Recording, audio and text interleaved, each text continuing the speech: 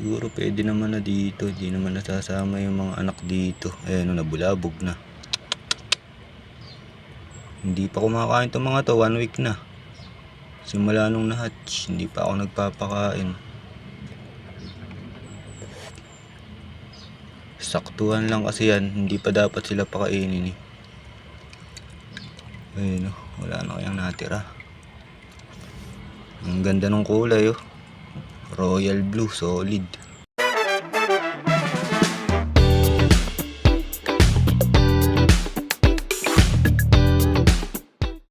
Yun oh.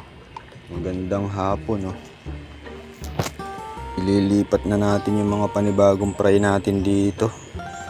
Yung nandun oh, yung binirid natin last week.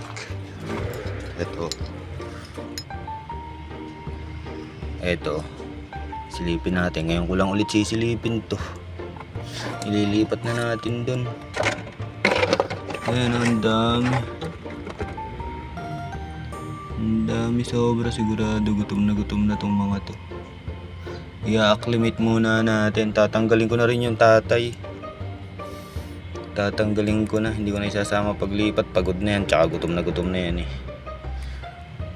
Tatanggalin ko muna. Ayusin ko muna yung paglalagyan ko na ito. Yung ganito niya.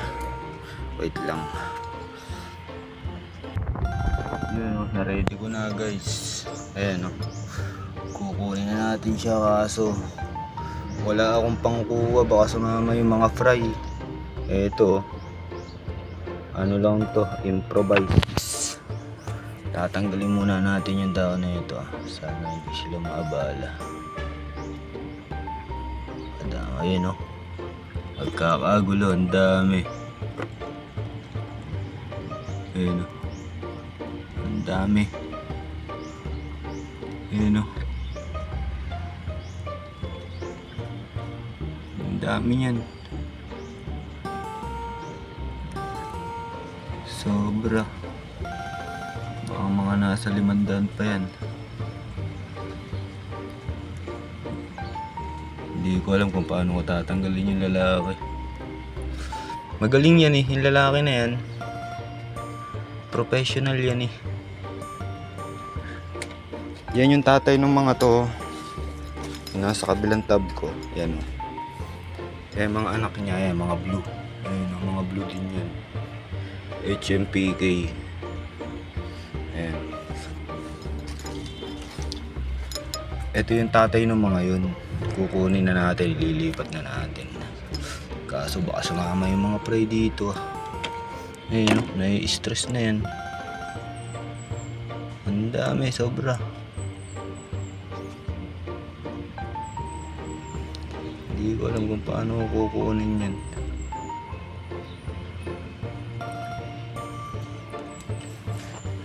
Lang. Siguro pwede naman na dito. Hindi naman nasasama yung mga anak dito. Ayan, nabulabog na. Hindi pa kumakain itong mga to. 1 week na. Simula nung na-hatch. Hindi pa ako nagpapakain. Saktuhan lang kasi yan. Hindi pa dapat sila pakainin eh. Ayan, wala na kayang natira. Ang ganda ng kulay oh. Royal blue, solid. Ayan. Nailagay ko na. Sana walang sumamang fry. Sayang. Wala na siguro. Ayan oh. Ayan na yung ano niya ulit. Next week ulit. Isasabak ulit natin siya next week. Mag-breed pa tayo ng isa. Ay hindi pala. Ito palang isang blue marble ko ang iano ko. I-breed ko. Ayan o. I-acclimate ko na muna to. Ayan guys o. Naisaling ko na sila. Nailipat ko na. Hindi ko na binidyo at nagmamadali na ako. Ayan o. Ang dami, di ba? Oh. Ngayon alam ko na yung gagawin para hindi sila magkamatay. Alam ko na ang gagawin next time. Ayun, ang dami niyan. Maghihintay na naman tayo ng 2 months para makita natin yung resulta. Magpapakain pala ako ng ano. Ngayon ko pa lang sila papakainin. 4 days, nung ano pa sila na hatch, nung 12. Ano na ngayon, 15. So, 3 days, pwede na siguro pakainin tong mga to. Dapat sana 5 days bago ko pakainin Pero pwede na siguro to. Nailipat ko na Pakainin ko ng BBS, ayun naka-ready na So, hanggang dito na lang. Update na lang ulit. Fish.